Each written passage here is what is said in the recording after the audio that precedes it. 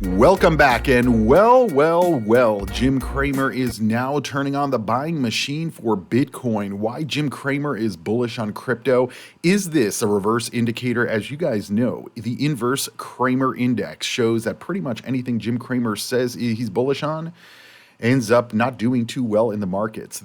As we are at this critical point in the markets where we are now seeing mega whales unlocking their coins and selling them on the open market.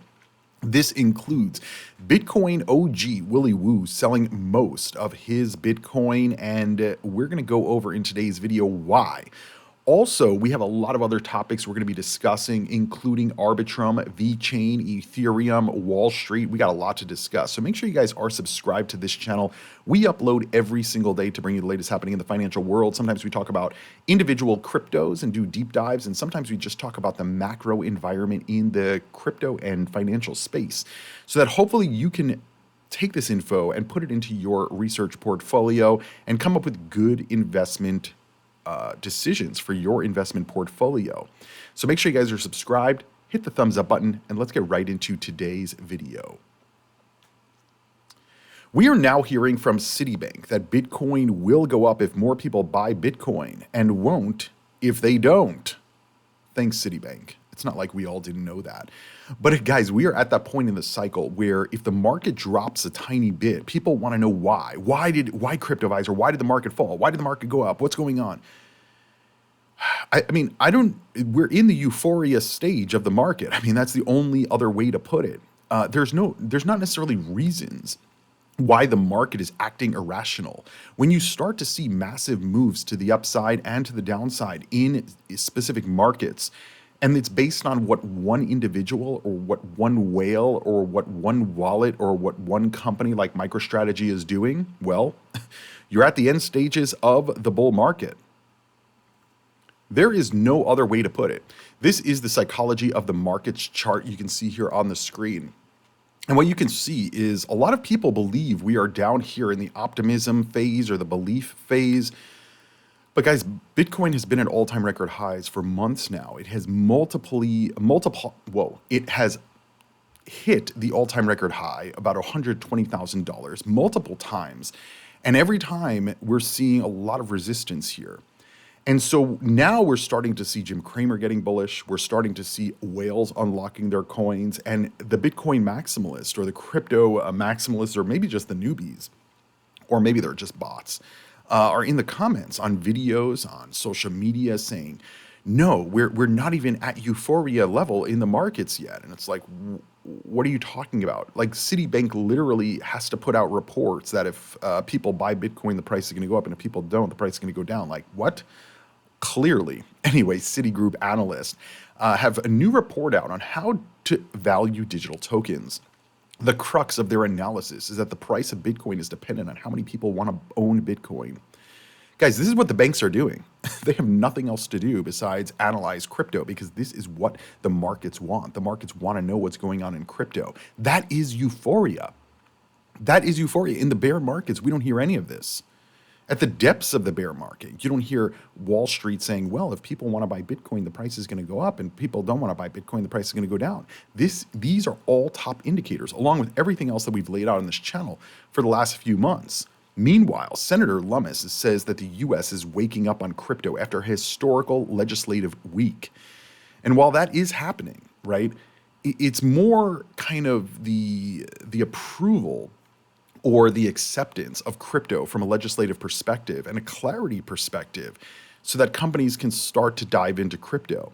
But if companies haven't dove in just yet, they're not going to right now. I mean, this would be, if I was a chief financial officer at any large corporation or even a small corporation, and the CEO or board was asking like, hey, Cryptoviser, is now the time that we should be kind of transitioning into a Bitcoin thesis strategy for our company? The answer is no, absolutely not. We've talked about this, like with Anthony Pompliano's ProCap, which is another Bitcoin treasury company. He announced literally at all-time record highs, $108,000, that they were going to start raising money to buy Bitcoin. And then they were going to go public on the stock market through a SPAC. And I'm like, why are they doing this? Raise the money now, wait for the bear market, and then buy in the bear market. but none of them are doing that. And so we as investors have to look at the risk reward profile here and say, okay, you know what? They want to buy all the Bitcoin. We'll sell them all our Bitcoin. And then in the bear market, we'll buy it back because they're going to be panicking. Now, there's a lot of people who cannot foresee all of these things occurring, even if they were through a bear market before, which is pretty unbelievable. But if there was ever an inverse index for Kramer, oh wait, there is. It's called the inverse Kramer index, which basically tracks all of Jim Cramer's calls and then does the opposite of it. Well, now Jim Cramer is bullish on Bitcoin. He's known about Bitcoin for years. He's owned Bitcoin and Ethereum in the previous cycle, much lower, well, maybe not Ethereum, but Bitcoin definitely much lower prices than it is today. And now, at all-time record highs for Bitcoin, he's bullish. Let's listen to what he says. Don't forget to, by the way, give this video a free thumbs up. We upload every single day of the year to bring you the latest happening in the financial world. Hopefully you guys enjoy these conversations every day. And if you do and want to support the channel, click the join button or subscribe plus button down below here on YouTube to learn more. If you're on an Apple device, you have to go on youtube.com on the website because you guys know Apple, they want to extract money from every app developer on their platform. Anyway, let's listen to what Jim Cramer says. And then we have some other things that we're going to be getting into, including Ethereum, Arbitrum, VeChain, Polygon, Galaxy Digital, and much, much more. We have a PayPal is even involved in one of these conversations. But first, let's listen to what Jim Cramer says here. Oh, I have it muted. Sorry. Let's start over. Yesterday it was JP Morgan weighing lending against crypto assets. Now we got this. It's happening very fast, and I think that one of the things that I think any of these guys would say is, look, the customers want it. Now, when I had, it's very funny, because everyone says the customers want it, but when I had Michael Miebach on, who's the CEO of MasterCard, he didn't think there was any real demand for it. I mean, people want to trade. I think people want to own some as a hedge against the $37, $8 trillion. They want to own a debt. They want to own it for their kids. And you know who else feels that way? Me. I don't want that debt. My kids. I'm worried about my kids. Worried about your kids?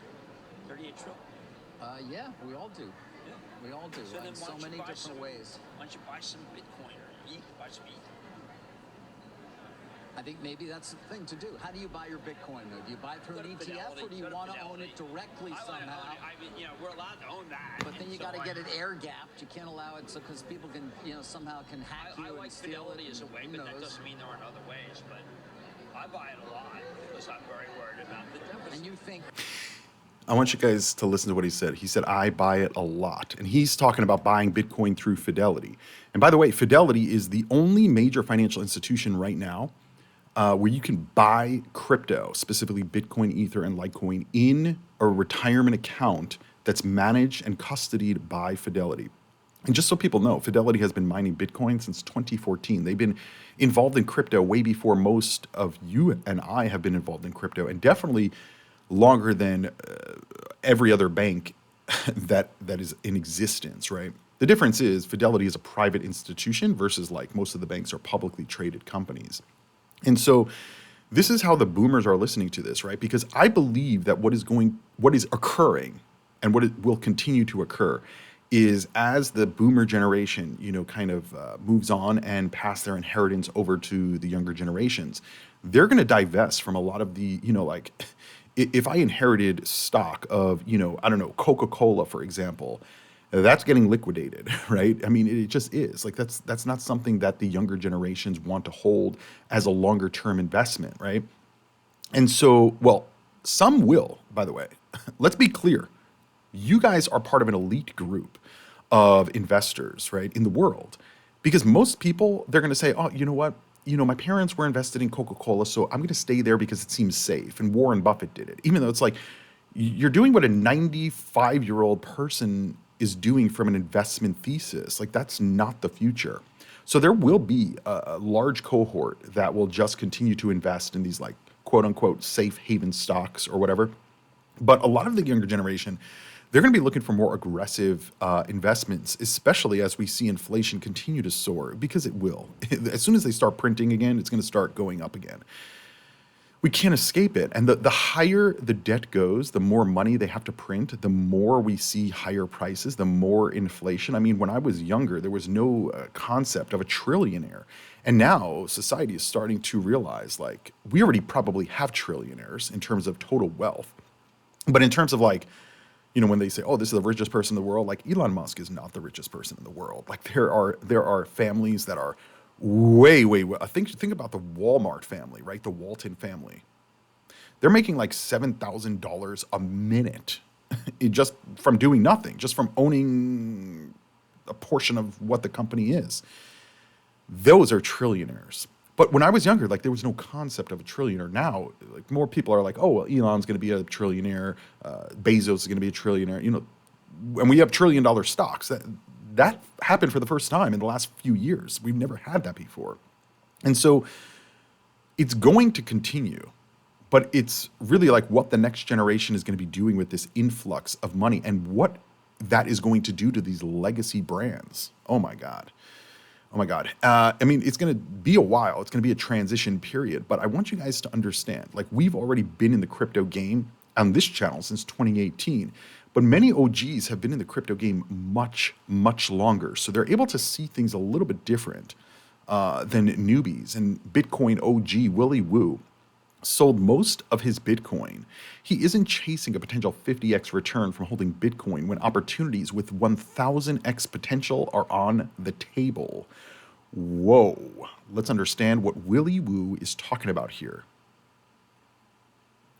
So veteran Bitcoiner Willy Woo has done the unthinkable and cashed out most of his stack. I mean, how can a Bitcoin OG ever sell his coin? How dare he? That's what a lot of people in crypto and the maximalists believe. But guys, let's be clear. Almost every founder of these crypto firms or projects has sold their crypto. Charlie Lee from Litecoin, Vitalik Buterin from Ethereum, Charles Hoskinson from Cardano. I mean, it's happening and it has happened. And if you don't think that it has, well, then you're just not looking at the situation that we are in. I personally, you guys know, I am totally okay with insiders selling their coins as long as they're doing it, with transparent tokenomics, so when their coins unlock. I do think it would be a little bit better if they were a little bit more transparent with it. But again, it's none of anybody's business what anybody does with their own finances, to be honest. There is a question about, insiders selling their coins and this and that. But again, if you know the tokenomics, you're making a decision based on those tokenomics, So as long as there's disclosure, I don't think there's anything wrong with it. But Willy Woo's not a founder, right? He's an early Bitcoiner.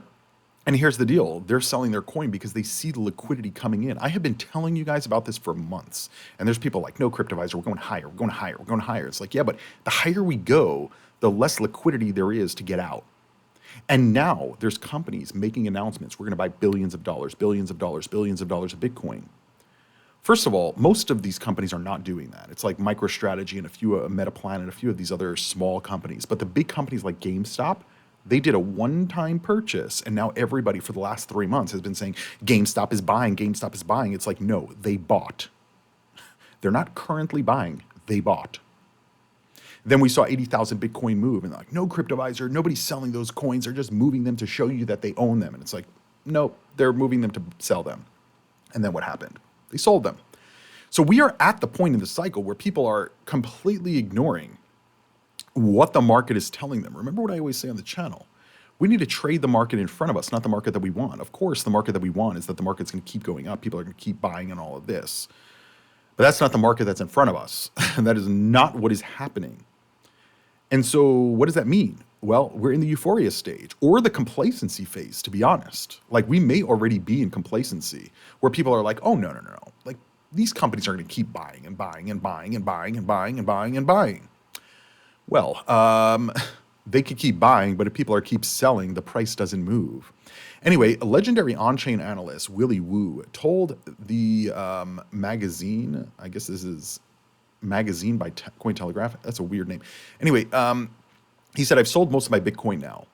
It turns out that he believes he can make more money selling shovels during the gold rush than buying gold, with most of the proceeds of his Bitcoin sales reinvested into Bitcoin infrastructure. Very interesting trade here. The co-founder of crypto quant fund Crest explained that Bitcoin market capitalization of around $2 trillion, meaning it's probably had its best 50x growth to $100 trillion, which he believes will be near the ceiling, $100 trillion for Bitcoin. But that's 50x. His thesis is that early stage Bitcoin startups have the potential for even better returns from here on in. And yes, we are seeing that. We're seeing every company that is getting into Bitcoin or Bitcoin infrastructure growing exponentially. He said, if you were to look at Bitcoin venture, you've got, a good venture is 100 to 1000x return. And even if they crash and burn, many infrastructure firms still offer indirect exposure to Bitcoin through Bitcoin holdings. So if they're not successful, they're holding Bitcoin. So it de-risks that investment. He said it just makes sense that smart money would go into Bitcoin infrastructure. It's now the picks and shovels series. Very interesting stuff. And I don't disagree. I definitely think that there's better plays in this cycle right now than Bitcoin. And I think that a lot of people are just getting greedy and not realizing, like, even if we go to 200,000, that's just a 2x. You can make a 2 or 3 or 4x in other assets. And sometimes the assets are even out of the crypto market, right? We've talked about endlessly about stocks. Willy Woo said, self-custody holding is incredibly important. It makes Bitcoin unruggable. Gold got rugged into fiat by centralizing the supply. The rules have exceptions, though. Consider whales. They hold large concentrations of the supply and are a risk to the systems. Whales divesting gradually, as they do in every bull market, bing, bing, bing, bing, bingo, it's a good thing. And I agree with what Willy Woo is saying here. What Michael Saylor is doing, what BlackRock is doing, more on the Michael Saylor front, because that's one company buying all the Bitcoin with debt based on the company, which is based on Bitcoin, which is based on the debt. It's a flywheel of debt. This is the same exact thing that occurred last cycle with FTX, Celsius, Voyager, 3 Hours Capital, Terra Luna. I can go on and on. Like, there were 10 or more companies that went under because of a flywheel of debt. And so having that concentration, as I've explained, with MicroStrategy and all these other Bitcoin strategy companies that are buying Bitcoin with debt, this is a huge risk. I mean, just take one of those, Michael Saylor, MicroStrategy. That one company, if there's any hiccup, right? I'm not even saying like they have to sell their coin or they can't get more debt. I just said a hiccup. A tiny little hiccup will cause fear across Bitcoin, and you will see people running for the door so fast. The stock price will crater so fast. The price of Bitcoin will crater so fast. And if this is going on during a downtrending market, which we are in or approaching, specifically for Bitcoin, it's going to accelerate the decline and accelerate the potential collapses of multiple companies. And by the way, we may be at the point where these companies are too big to fail, where they won't let MicroStrategy fail. But that doesn't mean it didn't fail. It just means they won't let it fail. But if they don't let it fail, that means it already failed. So that is a risk. It is a huge risk. And the point of the prices going higher is to incentivize more selling. That's how supply demand works. Your sell price is maybe $1 million. Willy Woo has been holding for 10 years. His buy price is probably $2 or free. And so $1 million doesn't matter to him. 100,000 is just as good as $1 million, right? And so this idea that whales are not unloading when they are, this idea that whales are not going to sell when they are, this idea that would be crazy, which it's not. All of these things are occurring. And the maximalists are like, no, Cryptoviser, it's not happening.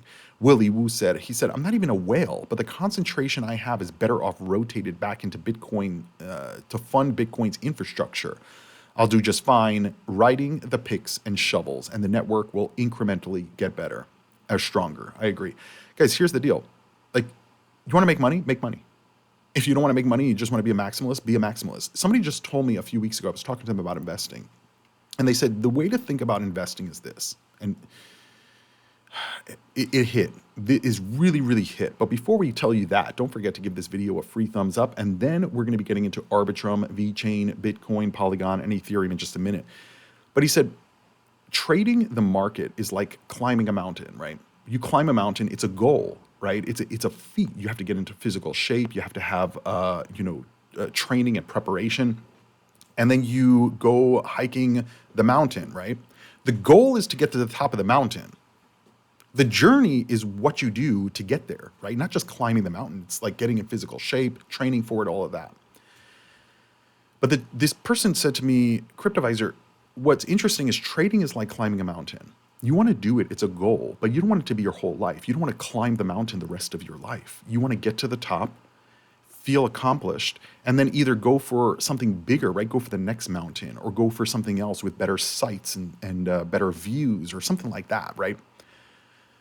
But this person said, you know what's crazy is if you climb the mountain and you do it and you accomplish it, you can go back in 15 years and there will still be somebody on that same mountain trying to get to the top. They never got to the top because they just like the journey. They don't want to accomplish the goal. The goal of investing is to increase your wealth, right?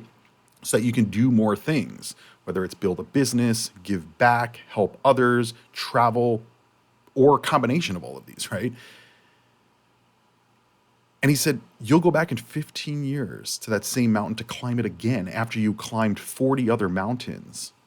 And that person will still be climbing this one mountain and excited about it and completely miss the fact that they could have climbed 40 other mountains in that time frame if they would have just got to the top and gotten off the mountain. But these people they'll never get off the mountain.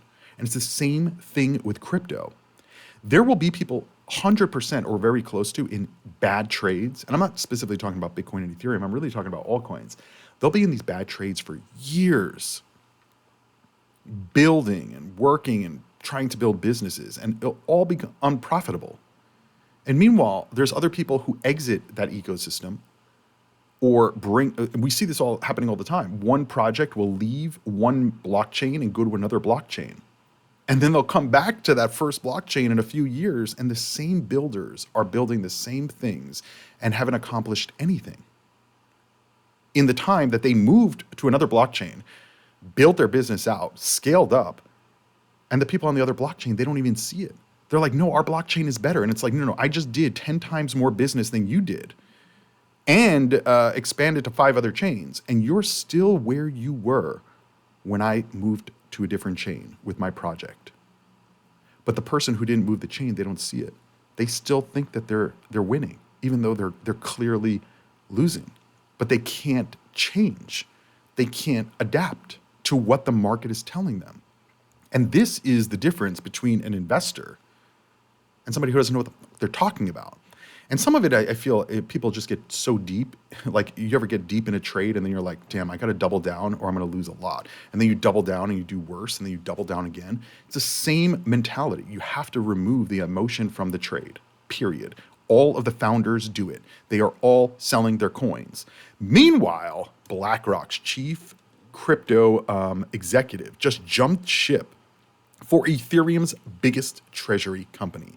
And again, this is what the market is telling you. There are people in literal shitcoins that have not accomplished anything that they've set out to accomplish over the last however long they've been around.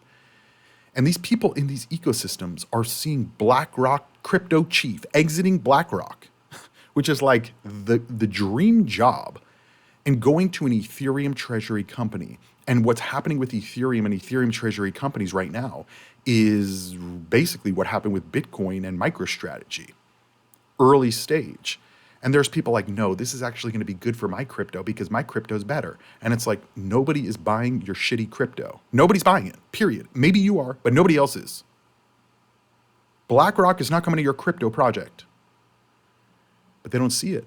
They don't see it. They just are so caught up in their own investment, right? And by the way, this happens in the stock market too. I mean, there's still people talking about Tesla, same people talking about it 5 years ago as like the biggest bulls. And it's like, okay, but 5 years ago, Tesla was in a different position.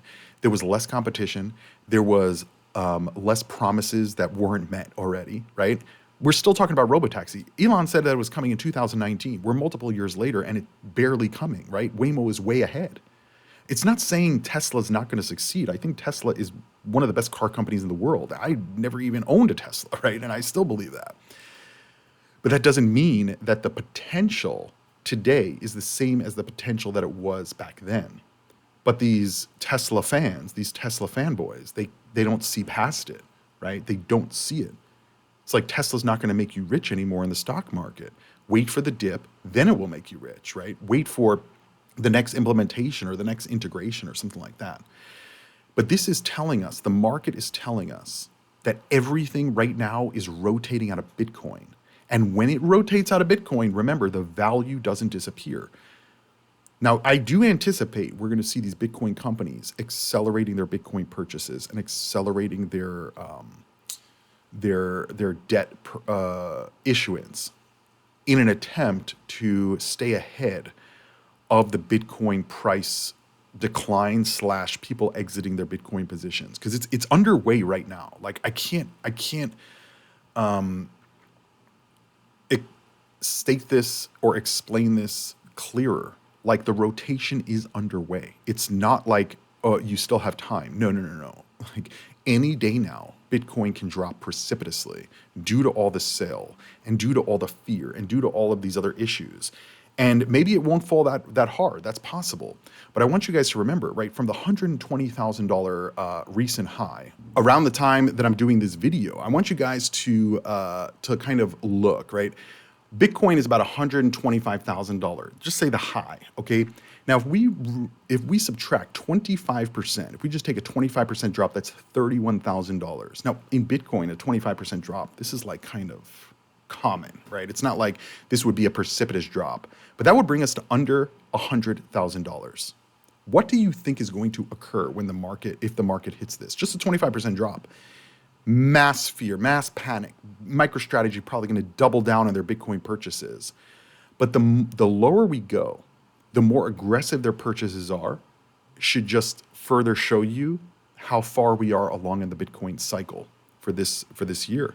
And again, I think that the rotation is occurring into Ethereum, right?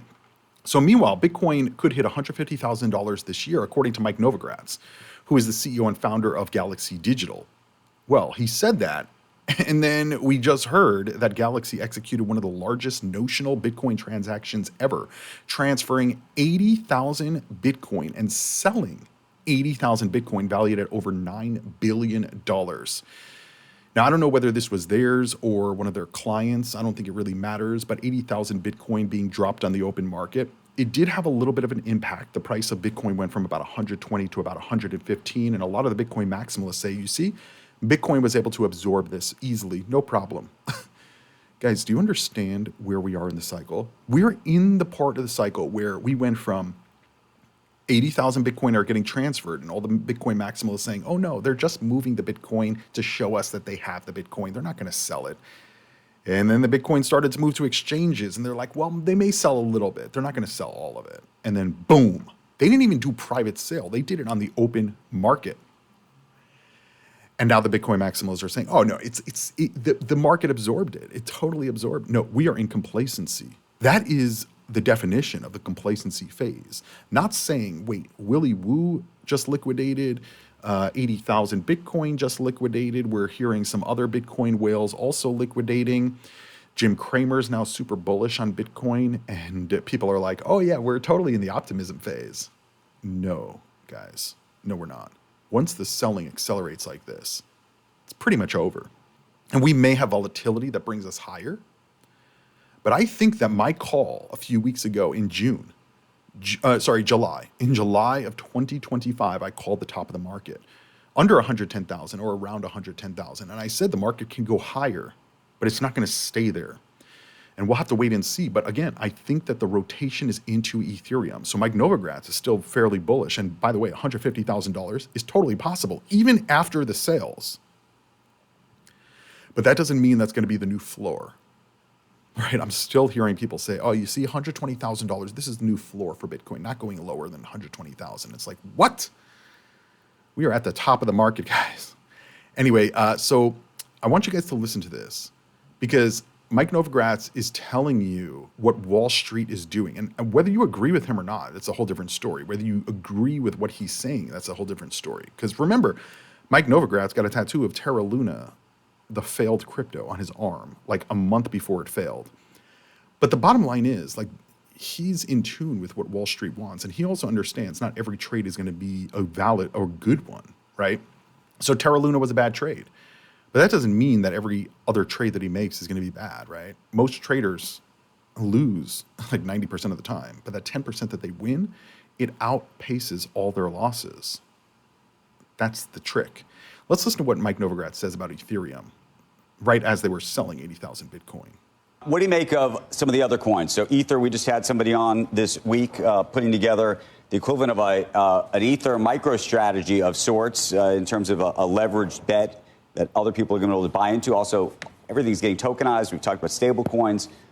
Right now, if you could buy Ether or Bitcoin, which do you buy? You know, I own both. Listen, Ether's caught up a lot. It feels like if ETH takes out 4,000, it goes into price discovery.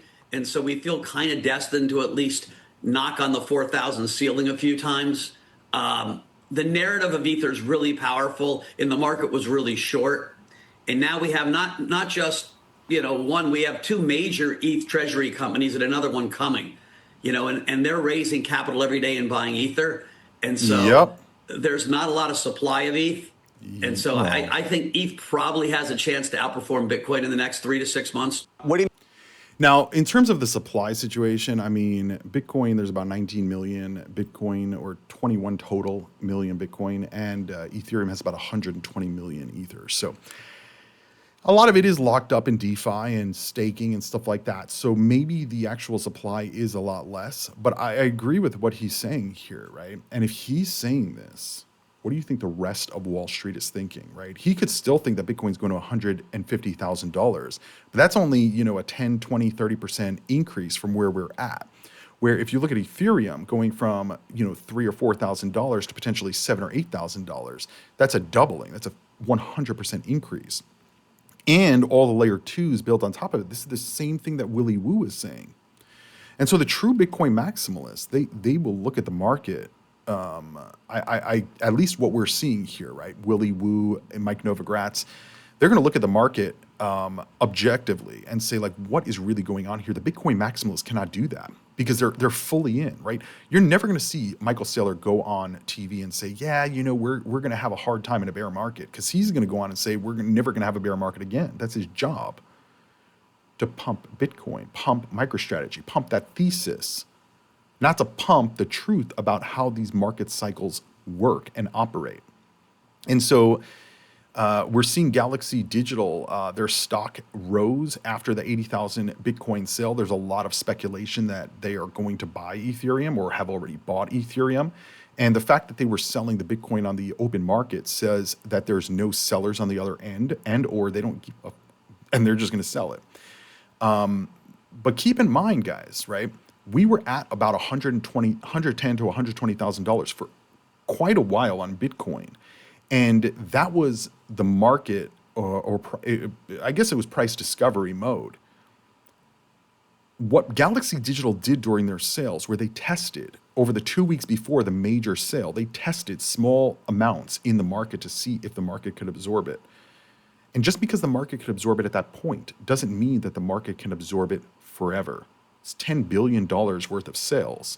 Michael Saylor usually only does $1 to $2 billion at a time. But again, going back to what Willy Woo said, the concentration of Bitcoin and the Bitcoin purchases from one entity or one individual, you're literally putting your entire investment in one entity that is, and their ability to keep purchasing Bitcoin at any price, at any rate, and just through the use of debt. They're not even a company that makes any money. And by the way, MicroStrategy earnings, July 31st. So by the time you're watching this video, we're already going to have the MicroStrategy earnings for, the second quarter. And I don't know what that's going to show, but, how does the company make money? That's what the fundamentals are. You can say, well, we've increased our Bitcoin per share, we've increased our Bitcoin yield, but the shareholder's not seeing any of that. And so you're not increasing shareholder value. And that's what Wall Street is about. And so this is where the transition into Ethereum is occurring. And not just from an investment perspective, but also from an infrastructure perspective, like we were talking about with Willy Woo's comments. Bankless's Ryan Adams said up only on real world assets on Ethereum, blink and will hit $100 billion. This is the institutional cycle, and Ethereum is the next institutional grade asset. And listen, I don't agree with the Bankless guys all the time, but I do agree with what Ryan is saying here in terms of, real world assets, tokenization. They're already tokenizing stocks, already tokenizing the dollar. It's underway. It's not like people are like, oh yeah, it's coming, it's coming. No, it's here. They're doing it right now. And this is the time that you have to capitalize on that. Because when they start rolling it out, and they will, I just don't know when, the price on these assets are going to, there's no even way to think about or conceptualize how high these prices can possibly go. And so we have to pay attention to where the funds are flowing, where they're tokenizing, where they're putting the stable coins, where they're using the stable coins, where they're back-end integrating with traditional finance. And Polygon, the premier layer 2 on Ethereum, I talk about all the time. And a lot of you guys, even on my channel, are Polygon haters, or maybe just not Polygon lovers. But if you're not a Polygon lover, you're a Polygon hater. But anyway, a lot of people on this channel don't pay attention to Polygon because the price hasn't moved. But we are at all-time record lows on this price. It's fully diluted, meaning there's no more inflation on this coin.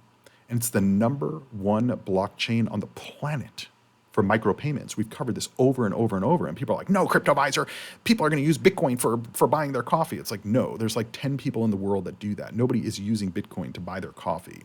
Meanwhile, Polygon USDC transfers surge over 141% amid a stablecoin payment push.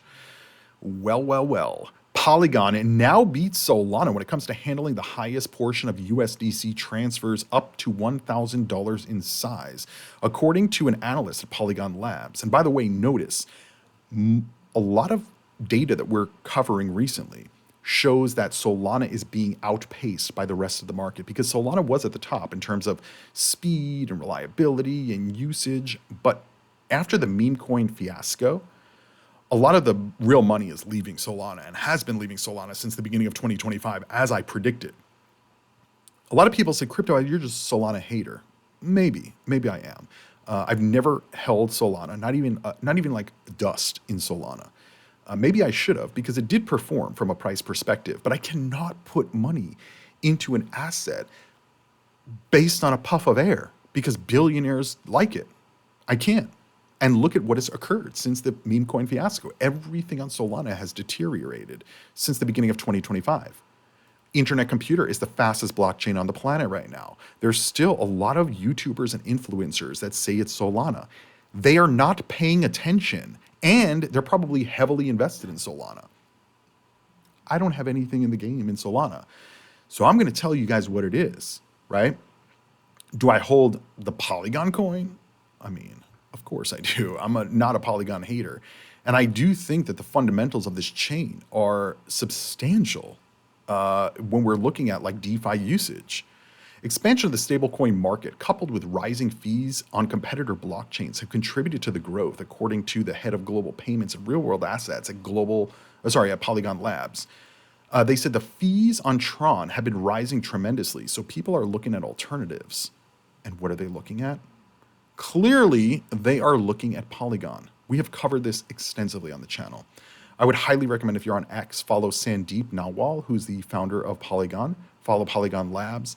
And you will see like some of the Polygon metrics and the usage. I don't care if like influencers are bullish on it or not. Okay, because at the end of the day, Wall Street is bullish on Polygon because that's what they're using for stable coins. That's what they're using for micropayments. And this is what they're using for back-end integration when they don't want to use Ethereum because it's too slow or too expensive. They're using Polygon. And by the way, they're not just using Polygon. We're also seeing an expansion into Arbitrum. We just heard about Robinhood choosing Arbitrum to tokenize their stocks. And we have seen a massive move in the Arbitrum price. But now we're seeing PayPal, USD, expanding to Arbitrum, bringing layer 2 efficiency to a multi-chain development stack. And by the way, I am going to be posting a full what is Arbitrum and is it a good investment right here on the channel in a few days or a few weeks. It may already be out by the time you're watching this video. So make sure you are subscribed to the channel. That way you never miss these new videos that I post where we do deep dives into individual cryptos, assets to understand are these good investments. And as I've explained with Arbitrum, historically, I haven't been that bullish on Arbitrum because there was a lot of inflation, a lot of token unlocks, not a lot of integration into real world usage. But we're seeing the reversal on all fronts within Arbitrum. So Arbitrum may be an interesting coin to rotate into. Not telling you guys what to do. I'm just saying it may be. So PayPal announced that it's expanding their PYUSD stablecoin onto layer 2 blockchain starting with Arbitrum. The deployment provides developers with their first layer 2 option for this stablecoin integration, combining the stablecoin's established reliability with Arbitrum's low-cost, high-throughput transaction processing. By deploying on Arbitrum, developers will be able to seamlessly expand smart contract deployment from Ethereum to Arbitrum without rewriting code, allowing easy migration of dApps while providing developers with Ethereum-compatible tools and DeFi protocols. According to the vice president of product at PayPal, he said a key to any crypto's success is a robust developer ecosystem, but to encourage developers in the community, we must give them the tools they need to build and deploy wherever they wish, whether they need Ethereum's maximum security and deep liquidity, Solana's high throughput and low latency, or Arbitrum's Ethereum compatibility with layer 2 efficiency. Developers can now deploy PYUSD powered apps on the blockchain that best fit their technical requirements. Very interesting stuff. So their expansion to Arbitrum represents a milestone in the stablecoin evolution, including near-instant settlement at scale, micropayment viability, and enterprise-grade reliability. Arbitrum's optimistic rollup allows PYUSD to enable transactions that settle in seconds rather than minutes, with fees typically under 1 penny compared to Ethereum's often prohibitive gas costs. And that is definitely true. And so Ryan, also from Bankless, said that Arbitrum generates revenue in Ethereum by reselling Ethereum block space. They just passed 1,000 Ethereum via block ordering auction system called Time Boost. And by the way, in my full breakdown on Arbitrum, we are going to be discussing Time Boost. And I think we've talked about it previously in the past, but we'll talk it a little more in depth in that video. It also uses Ethereum as a store of value and is the 4th largest Ethereum treasury holdings in layer 2 category. They also provide users with near Ethereum level property rights. It's the highest ranked on layer 2's dashboard L2 Beat. In addition to this, they've brought Robinhood into the Ethereum fold and have a powerhouse development team scaling EVM technology and Ethereum layer 1 clients. And so, yeah, there's a lot happening on Arbitrum in the Ethereum ecosystem. This is all highly connected, and I hope that you guys are seeing this. Now we are seeing also a $1.6 trillion powerhouse in the financial world. Franklin Templeton has tapped VeChain to expand distribution of its tokenized treasury fund. So what in the VeChain is going on here? Don't forget to give this video a free thumbs up, by the way. So global asset management giant Franklin Templeton is bringing its tokenized treasury fund to VeChain, according to an announcement. The fund, also known as Franklin On-Chain U.S. Government Money Market Fund, or FOBXX, is currently the 2nd largest tokenized treasury fund globally with more than $780 million in total assets. This marks a major expansion for their multi-chain distribution strategy. Through the partnership, Franklin gains access to VeChain's low-cost, energy-efficient Layer 1, enabling faster settlement, high-frequency transaction capabilities, and integration with a blockchain ecosystem designed for real-world adoption, according to the team.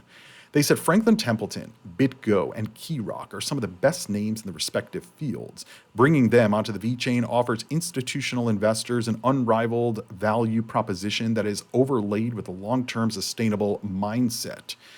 KeyRock, I don't even know what KeyRock is. KeyRock adds trading and liquidity infrastructure to the network. This chief I don't know, security officer at KeyRock, said in a statement that KeyRock is committed to supporting VeChain's long-term growth through the validator participation, liquidity provisions, and infrastructure support. So we've covered VeChain extensively in the past. It seems like they're getting a little bit more push forward. VeChain does have a lot of interesting partnerships. In terms of like usage of their chain, I don't know. I haven't really done that big of a deep dive into it, and I don't think that they've done a very good job like promoting like what the chain actually does. In the previous cycle, they did a really good job at it. I don't know that it necessarily relayed in the price of the crypto, but that's neither here nor there. We're also seeing more real world assets being tokenized. Auction House Christie's debuts a crypto only real estate team. Interesting. UK auction house Christie's is reportedly spinning up a new division to allow crypto to be used for real estate purchases in the firm's latest expansion of digital asset services. This makes sense, guys. I mean, Christie's, historically, they go after very high net worth individuals, right? Christie's auctions. I mean, people are buying, $17 billion, necklaces. It's crazy. But I would imagine they probably see a great opportunity for, going and finding the best and biggest homes for crypto entrepreneurs and crypto whales. And there's also a level of security and privacy that, these high net worth individuals probably want as well. And going to a well-known auction house like Christie's is probably the right avenue. But it just kind of goes to show you, right? They're going to do what makes them money. And clearly, crypto is making Wall Street a lot of money, and it's going to continue to make Wall Street a lot of money. And not just Wall Street, but the likes of smart investors, right? A lot of people, I see this over and over on social media, on a lot of these compilation videos of people complaining about how things are too hard and this person's lucky. Like, a lot of people look at investing as luck, right? Like what I do here on YouTube is not luck, right? Investing, what you guys are doing by watching all of these videos and doing a lot of research that you know where to invest, this is not luck. Like, you are doing work. There's a lot of other people, they're going to sit on the train or sit on their couch and just scroll TikTok for hours and hours a day, and they won't even take 10 minutes to do any kind of research or understanding of how to invest, what to invest, where to invest. Even 10 minutes a day for a full year, you're going to learn something, right? And they're not doing it. They're just going to say, no, you were lucky. You invested. You were lucky. But you weren't lucky. This was hard work and understanding and learning so that you can figure out, wait, the market is moving from Bitcoin to Ethereum. Maybe I need to move from Bitcoin to Ethereum. Maybe I need to do what Willy Woo is doing and move from Bitcoin or whatever other major asset into the picks and shovels, the Coinbases of the world, the Bitcoin strategy companies, the infrastructure plays. But that's not luck. This is strategy, this is learning, and this is, putting a lot of risk to get that reward. So anyway, hopefully you guys enjoyed today's video. Don't forget to give the video a free thumbs up. Hit that subscribe button. I'll see you when I see you. Invest responsibly. And as always, crypto on.